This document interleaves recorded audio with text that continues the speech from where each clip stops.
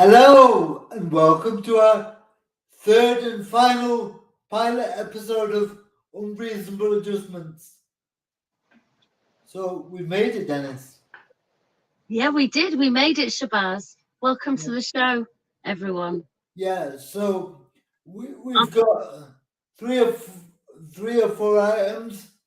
And our first item is a pre-recorded interview with a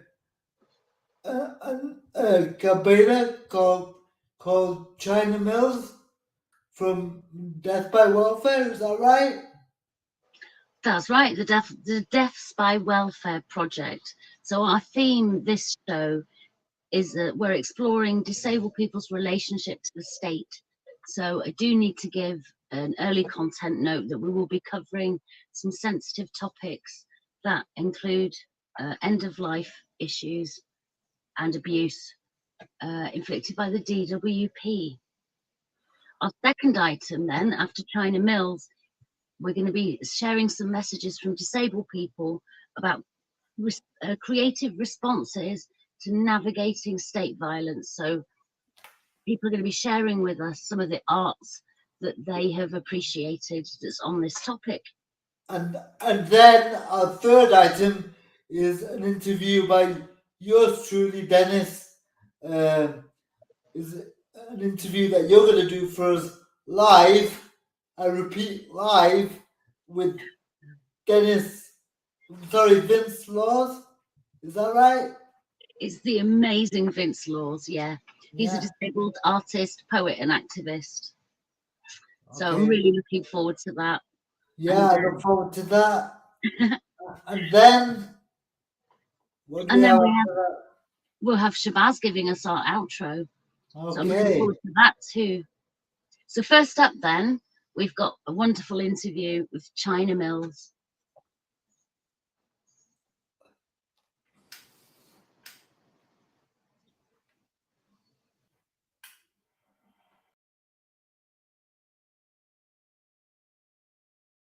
And for those who aren't aware of the project, can you give us a bit of an overview? What is it about? I usually say I'm a recovering academic. I've been an academic for a long time, and part of the work that I've done, and I suppose the movements that I've been part of, has been, I guess you could call it, mad sort of activism, and around particularly looking at the way that state violence and connected to corporations, big companies, produce conditions of distress, and especially thinking about how that connects to suicide.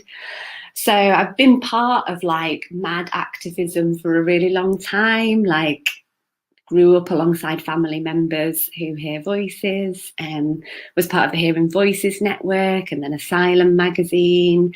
So I guess that's a bit of my kind of background. But the Deaths by Welfare project really comes from, I'd been involved for quite a long time with disabled people's anti-austerity activism, and also witnessed people in my own family just like torn apart by particularly the punitive policies kind of driven by austerity around welfare reform, and especially the work capability assessment, so assessing people who claim disability benefits in terms of their fitness for work. And I suppose that it's that led me to kind of want to do something more around this, start to change the narrative around it. And connected to that, I started doing some work with Healing Justice London a few years ago. So we started to kind of dream of what would become the Deaths by Welfare project, I guess. And then slowly since then, I have pretty much left academia and come to work at Healing Justice, leading what has become the Deaths by Welfare project. And so a core kind of part of that work has been the creation of like a timeline of evidence, but evidence on our own terms, of the connections between the welfare state, and especially sort of post-2008 welfare reform, and people's deaths. And I would say it was kind of very early 2021 and wanted to make this timeline because I'd heard from many disabled folks involved in anti-austerity activism that there was this need for like this bringing together of evidence. So I reached out nervously because I was a big fan to John Pring, who's a disabled journalist and the editor of Disability News Service and has like over a decade of experience researching the impact of state austerity on disabled people, and said to him, would he join me? Would he fancy being part of this project and kind of imagining it together? And he wrote back the same day and said yes. And so since 2021, we've been co-creating together and with a lot of other people the Deaths by Welfare timeline. And so what that looks like is masses of evidence showing how the welfare system creates life-threatening policies that are leading to people's deaths and to so much harm. And we also show in that timeline that the government knows about those deaths and yet has continued to deny any responsibility or to make any systemic changes in terms of accountability for those deaths. And what I think something that's been really important about the timeline is it pieces together loads of different kinds of documents. So documents that are often like hiding in plain sight or like buried in bureaucracy. So like they are available on like the Ministry of Justice website or hidden away, and you can find them, but you have to know they're there. And so what we wanted to do is really bring that all together with like responses from to freedom of information requests, prevention of future deaths reports, politicians' speeches, and bring that all together to really start to identify patterns. And that's important because you don't see those patterns if you only look at those documents individually, and that's how the government, if they do anything at all, tends to kind of investigate people's deaths, is they treat them as like individual cases rather than connecting them to sort of much bigger patterns of state violence, I suppose. And yeah, so we're at the stage now with the timeline where it's about to launch this year, 2023, as an accessible and much more interactive website. And we've worked with Access Power Visibility Collective to create that.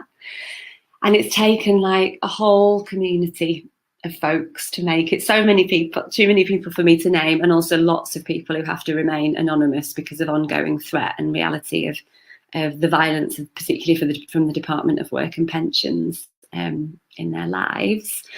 But we created a version of the timeline, we released it for sort of a public consultation, we got tons and tons of feedback, mostly from disabled people, and then we took that and created what it currently is, which is absolutely kind of mammoth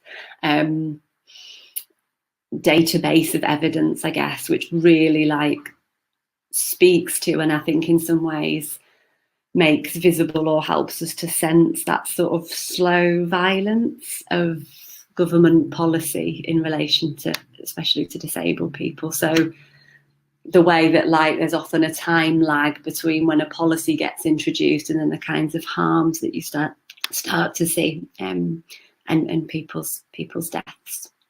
I think the fact that you tapped into that as a community of people that has made it is really interesting, especially considering how multifaceted the project is.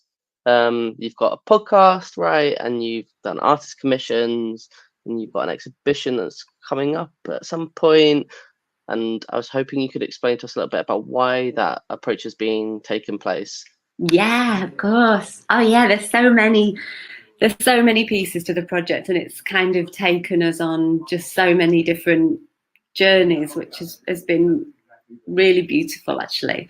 And I think what our thinking behind this is that there are so many different ways to tell the story of the way that the welfare system harms people, or of like welfare state violence, I suppose. That we wanted to make sure we were exploring those different kinds of narratives and telling that story in different ways.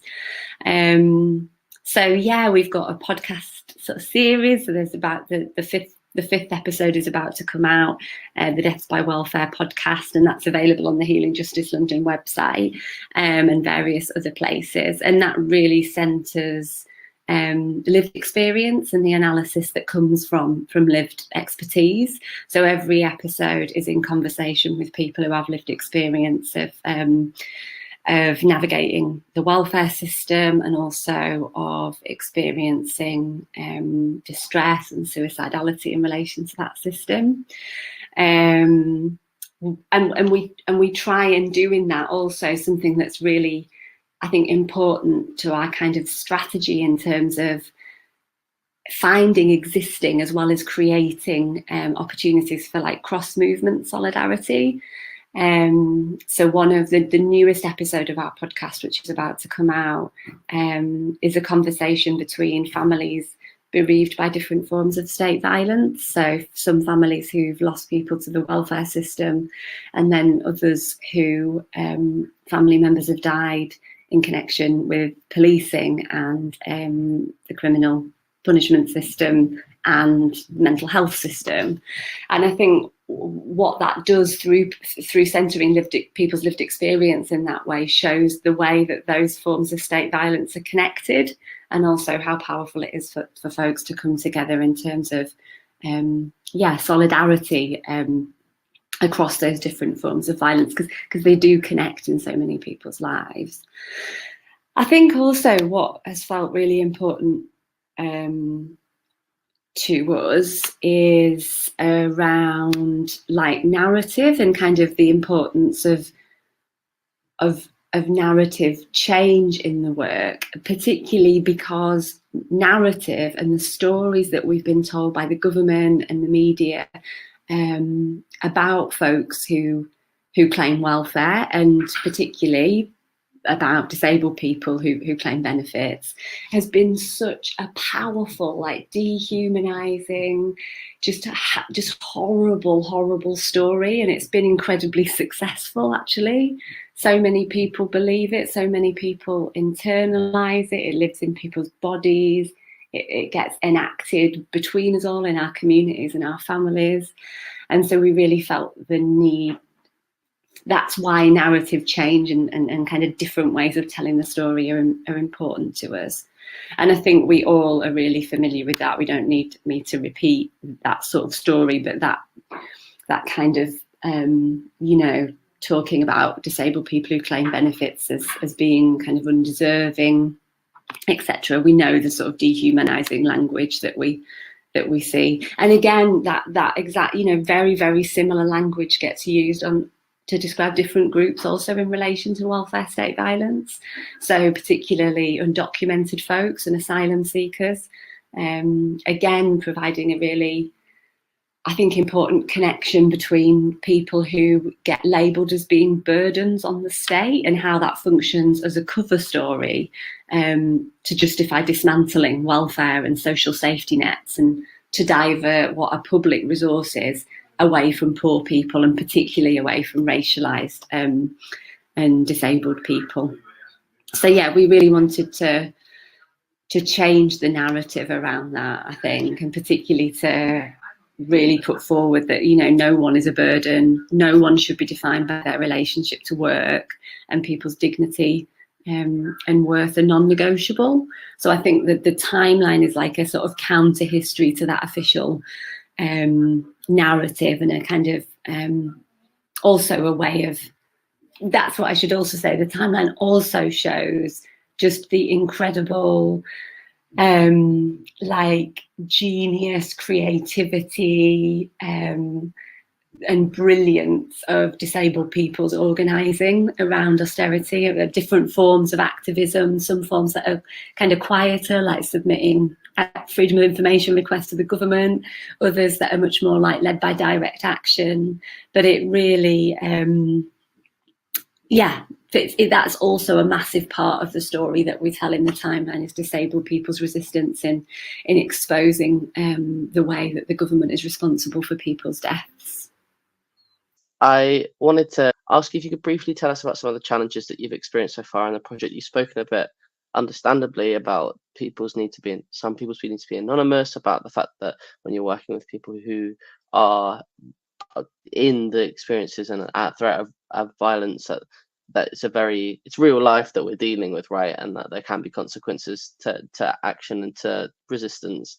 But I'm wondering, in terms of your position as someone who's leading this and coordinating this, what some of the challenges that you've faced in that position has been. Yeah, thank you. Wow, okay. So there's been tons of learning for us, and there continues to be. Quickly, though they deserve longer than this, I think there's been, right from the beginning, real tensions around how we honour people's lives and individual people's deaths, but also at the same time try to hold like the scale of harm, so the sheer number of people who have died, but without also just talking about numbers, right? Because all those deaths represent people's lives. I think a big thing for us has been experimenting with how we sort of talk about the brutalities of the system, like of the welfare system and the government, particularly that kind of slow bureaucratic violence that's so much part of the design of the welfare system. So how we expose that and talk about it, but without actually reproducing it in our project. And so that has meant paying a lot of attention to processes, like we pay all the disabled people that have been co-creators on and involved in the project, means paying people quickly, being flexible in terms of how people are paid because of benefits, etc. Making it easy to invoice us, you know, all of these things that don't reproduce that kind of bureaucratic violence. We've also, a big tension has been how to speak these stories without it being incredibly like triggering for people who experience the violence of the welfare system, because we don't want the timeline and the podcasts, etc., to not be for people who have lived experience. We want it to have that, you know, there to be a care in terms of people sort of listening to or engaging with or watching and being part of that work. So that's meant like making sure that we have like content notes and warnings throughout the podcast, so that trying to create choice in terms of people consenting to listen and prioritizing care when they're engaging with the work, but also not infantilizing people, like, and respecting that folks know themselves and their bodies. I think, I guess another couple of things is we have really questioned all the way through, what are we counting as a death that relates to the welfare system? Because when you start to see welfare state violence in a bigger form, it means it goes a long way back before 2008 and connects to so many other forms of state violence that it kind of makes us question the parameters of what we mean by like a benefits related death, for example, as it often gets called. So like knowing that and holding that people's deaths are part of a much bigger context that include deaths because of being denied benefits due to immigration status, the deaths of incarcerated people within the so-called social care system, people who've died during the pandemic, and those people's deaths aren't often understood as like welfare related deaths, but they're really closely related to connecting forms of ableism, disableism, racism, classism, and that kind of state dehumanization of disabled people. So I suppose really trying to hold that bigger context in which deaths related to the benefits system are part of. And I think for me, a really big learning and maybe intention, I guess, a little bit, is that I think there's a really strong, understandable tendency to talk about people's deaths in the system and harms as flaws in the welfare system, and where there have been findings legal findings of the Department for Work and Pension kind of being responsible in some ways for people's deaths, that it's usually around using words like flaws or mistakes. And I suppose for me, what I fear that misses if we reproduce that language of flaws and mistakes is that actually people's deaths may well be an outcome of the welfare system functioning exactly as it's designed to. So it isn't a flaw or a mistake, like that kind of harm is built into the system. It's a feature of it. It's not a bug. And I think that's a tension we hold in the project in terms of folks who imagine accountability to come through like state mechanisms, and then perhaps other folks, or sometimes the same people holding these views up at the same time, who imagine justice is something much kind of bigger, it's beyond the state, perhaps not something that we're going to get within kind of state processes and structures.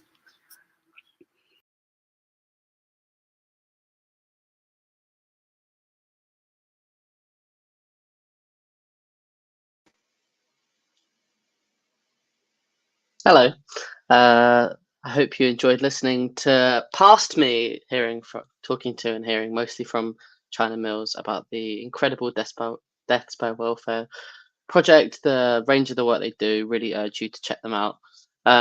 It was a real pleasure to hear from her and understand a bit more some of the ways that they're doing what they're doing over at Healing Justice London. One thing that we decided to do when choosing this theme as the Disability Justice Network was to ask around in our little collective and see what examples came to mind that people thought were really powerful when looking at creative ways people have resisted state violence or have amplified the issues that they've been experiencing. So we've got a little bit of a show and tell from three of our members, myself, Siobhan and Misha, about three examples of work we think you should get to know. So please enjoy. Theatre called Brassic FM that is currently on at the Gate Theatre in London until the 30th of September. It is a fantastic piece of art that is exploring working class culture and music. It explores the violence and oppression of the state and the effect of that on people, on communities, on all of our lives. It is a wonderful celebration, but also a questioning of the systems that are oppressing us all. It doesn't hold back. It is radical from the way that it is made through to the message that it's conveying. And it feels like a piece of work that really needs to be shared and experienced. For me, a really exciting site of creative resistance is what are sometimes called mad zines. And zines are non-commercial, not-for-profit, community-created and distributed magazines. They can sometimes be in written format, but they can also include art, illustration, collage. Sometimes they're very tactile, they're things that you can fold out into maps or pieces of artwork that don't necessarily resemble what we think of as traditional magazines. And I think that these are really exciting because by virtue of how they're produced, they offer up alternative narratives to those that we usually see in traditional media about mental health and madness. So, for example, there are zines on things like self-harm. I'm thinking of a zine called Still Healing, which is on recovery from self-harm by a zine maker called Dogs Not Diets, where they write about self-harm from a harm reduction approach. So rather than like traditional psychiatry, which says, self-harm should be stopped and eradicated at all costs, this author takes a more nuanced approach that is informed by their own lived experience. So they talk about how to, for example, care for your self-harm wounds when you already have them, how to self-harm in safer ways if you feel that it is inevitable and the only way that you can cope. And they take a kind of gentler and kinder approach to self-harm, acknowledging that for some people stopping might not be a possibility right now, and it might be their only way of coping. Zines also are really personal and avoid kind of taking blanket approaches to care. So again, while NHS literature might say kind of, this is the approach, this is what you must do. You know, you must get therapy or take medication or do mindfulness. Zines offer up more subjectivity, and they offer up interpretation to the reader or the viewer. So, for example, you know, in this zine, Still Healing, the author says, what works for me might not work for you. It might be the opposite of what works for you. And I think that offers up the possibility of plurality, and acknowledges that our lived experiences are also different, and there is not one silver bullet that is a kind of cure-all for all of our struggles. And I find that a really liberating approach, which acknowledges the messiness of our experiences.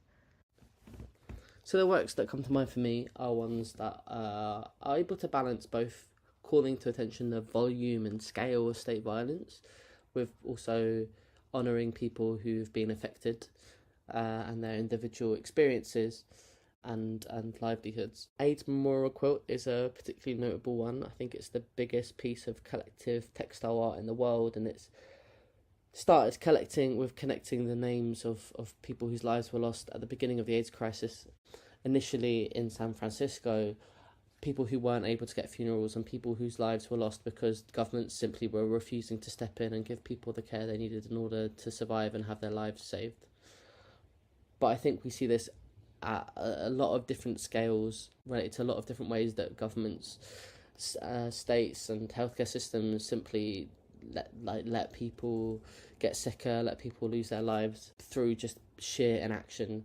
The Millions Missing protests, I think, are a really important example of how we can allow people to show up who aren't able to physically show up, and how we can call to attention the very disabling nature of energy limiting chronic conditions that mean that people aren't able to participate in day-to-day life as many other people would expect. So that putting the shoes out and showing the scale of people that should be stood in a space if they were able to, and if they weren't left to be sick and without adequate care by governments.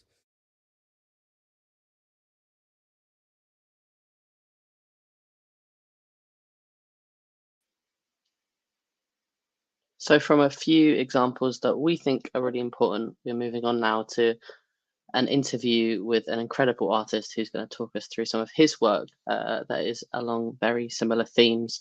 I'm going to hand over to Dennis, who's going to talk to Vince about his work. So over to you, Dennis. Thank you, Edie. That was so powerful. And the videos that people were showing of the different artists that they've been appreciating. And also the interview with China Mills, absolutely fascinating. So we're running around 10 to 12 minutes over time, everyone. But if you can bear with us, we are going on crit time. So I would like to introduce you next to the wonderful Vince Law. Vince is a poet, an artist, and an activist whose work I've been admiring for years. And for anyone, just again, we need a content note here to sensitive topic. For anyone that's been a disabled person for more than about 5 minutes, we have lost someone to state violence in the last, really since 2008. We all know someone we've lost. Like I lost a friend, Neela, 18 months ago. And it is, I think it's really important. China was saying that this is deliberate oppression and choice, choice. But what I think is really important is that we commemorate and honour the people that we've lost. And that's why I think talking to you today, Vince, is so important, because I think your work, although some people might think it's a bit grim, I think it really, really does that. And it honours the people that we've lost, and it records some of what's been going on. So, yeah, we're especially interested in your artistic response to this violence inflicted by the state. So I'm going to kick off by asking you, Vince, would you mind telling us a little about how your project with the Shrouds came about? Because that's focused partly on the DWP, isn't it? Yes. Well, hello, Dennis, and hello, everybody. Yes, I've made a series of what I call shrouds, and they're titled DWP Deaths Make Me Sick Shrouds. And I do a thing as an artist where I try to title my work sometimes so that you can tell just from the title what it's all about. Because then even if people don't want to show or talk about it, they kind of have to mention that in, reporting on it and what have you. But anyway, I wrote a play. A version of the Faust myth. And in this myth, John Faust was battling the DWP. The DWP was benefits from hell, and Lucifer was in control of the DWP. But fortunately for John Faust, who had his benefits stopped suddenly without any reason, something I've had happen to me twice, he tries to throw himself off the highest peak in Norfolk, which isn't very high, but even so. And Lucifer she stops him from committing suicide because she likes the poetry book he's working on so much. So she finally persuades him to sign a contract, which means that she will look after him, he will finish his book, and suddenly he feels fit for work. Yee! And in the second half, he goes off and he goes to Parliament, gives the Prime Minister a piece of his mind, meets the Pope in space, and puts the world to rights, really. So when I was making that piece of work, that was 2017 in Norwich with about 13 volunteers. And I needed a set. I needed something to dress the stage with, something that felt appropriate. And I'd already worked with the Black Triangle campaign. I'd taken some of they keep a list of names of people who have been who have died due to DWP violence and what have you. Here are some of the shrouds up on the screen now, and these then hung across the back of the set. And also when people came into the theatre, they were hanging outside the theatre. There's 3 in this image, but I've actually made 25 so far. And what I did was I set them out a bit like a poem, a bit like a concrete poem. So the title of the poem is the person's name. And then the information and the details I took from public records. So they were all in news reports. So they are factual. And I deliberately didn't dress them up in any way. I didn't say this is appalling, this is terrible. I just gave the facts. And I know when I finished spray painting the first one, they're made with spray paints using stencils on old bedding, recycled bedding. And I knew when I'd made one that they just were very powerful. And I like the fact that they're all about 6 foot by 4 foot, which I figure is about the size of a burial plot. Yeah. And they're made, using spray paints and stencils. And they take 2 or 3, 4 days to make, and it's a bit of a journey making it. I often get quite emotional making them, quite weepy making them, and quite defiant and angry at different turns. And I made them for this play set, and then when then we got some funding from Unlimited and put it on the following year, bigger and better with more glitter and glamour. And then in 2019, I'd finished that project, but I thought these shrouds needed to be seen and deserved to be seen and were powerful objects in their own works, in their own right. So they've been traveling all over the country. I've made about 25. They've been in exhibitions in London, in Norwich, in, name a city. They've been there. Manchester. I saw them in Manchester. Yes. And it was absolutely breathtaking.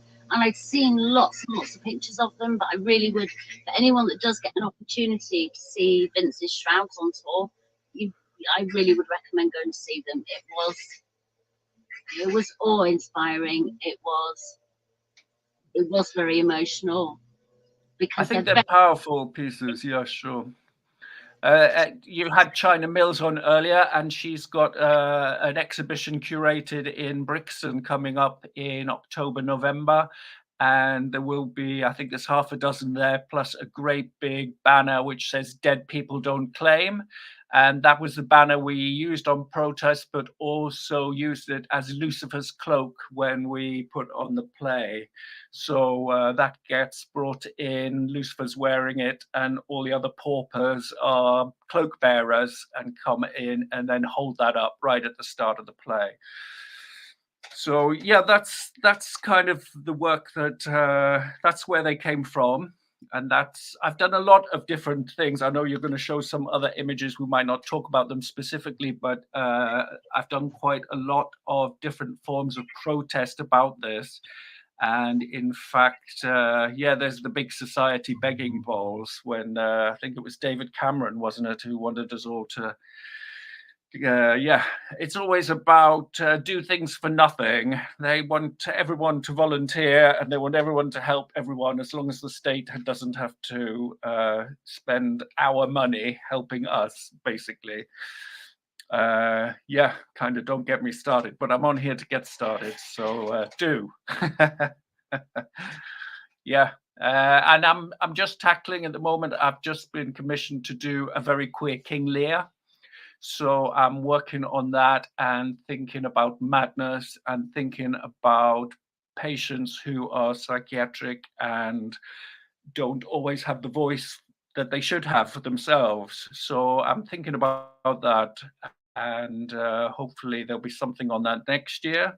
And the year after, if I'm successful in a funding bid, who knows, it's a lottery. But with luck, the Faust project may go on tour in 2025. I'm just applying to put that on. I've reduced the cast to 5 members, and I'm hoping to employ 5 disabled actors who can then tour it. Not because all the parts need disabled actors, but because disabled people can play any part. So I just think it would be a great thing, and I'm hoping that fingers crossed that comes together, and application writers and application acceptors accept that, and that might happen in 2025. Oh, that's so amazing to see some of the stuff coming up. And again, you know, this is amazing. This banner that we can see at the moment says disabled people being killed by Tory policies enforced by the DWP, which I think says it all. Vince, yes. Yeah, go ahead, sorry.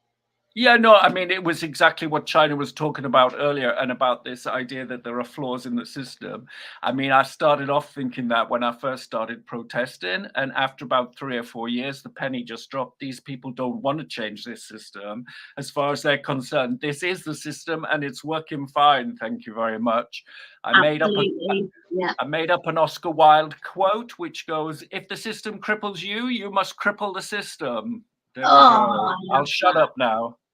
Oh, I love that. Vince, I could literally interview you all day about all your different works. It has been such a joy having you on the show. I can't thank you enough. Just thanks for joining us live. So before we finish your interview, is there anything you want to tell people about where they should go to find out more about your work? Well, there's a Facebook page called DWP Deaths, and I think the title is DWP Deaths Make Me Sick.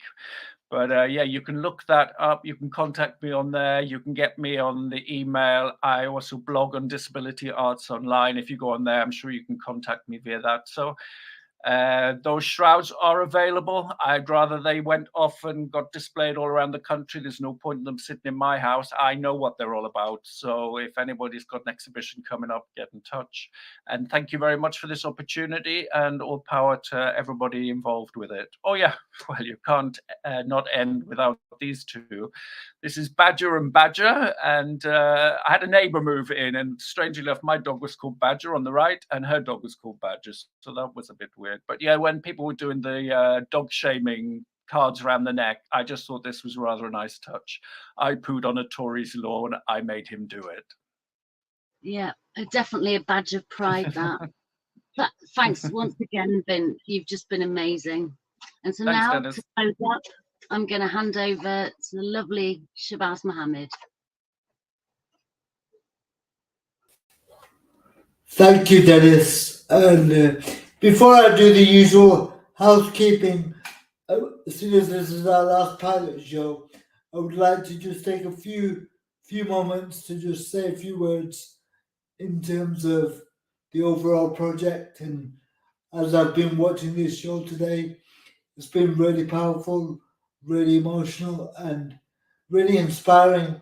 And to take everybody back to where this all begun was about disability justice. And throughout watching this particular show today, I've just been thinking about disability justice. And I just wanted to say that this is never party political, for me at least, and these are my views, but it's never party political. To me, this is all about governments in the future or governments of the past. It's about any future government any country ever has.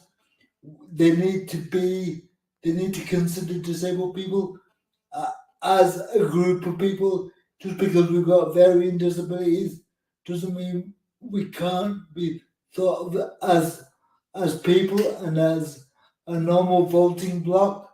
So I just wanted to say that any government going forward needs to look at the foundations of a society, and I believe that to be one of the foundational pillars of a society is a welfare state, and is the NHS, and is the immigration policy.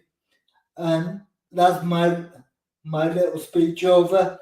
But before I go on to the housekeeping, I would also like to thank TWT for helping us do this and allowing us to do this, and hopefully you'll work with us again in the future, and we'll do other shows with or without you, because that's the kind of people we are. And anyway, on with the housekeeping now. So the TWT Festival's just around the corner, and all the links will be on screen below. And you can still buy tickets, you can still volunteer, and there was two bits of the festival we wanted to direct everybody to, which one was a panel discussion titled Disability Possibility, and the other one was, let me just check the notes, it's called Access Hack. So yeah, and that's all the housekeeping done, and all that remains for me to say. And Dennis can join me if she likes, or if they like. And thank you everybody for watching, and goodbye everyone. See you again soon. Hope to see you soon, folks. Bye bye. Take care. Bye.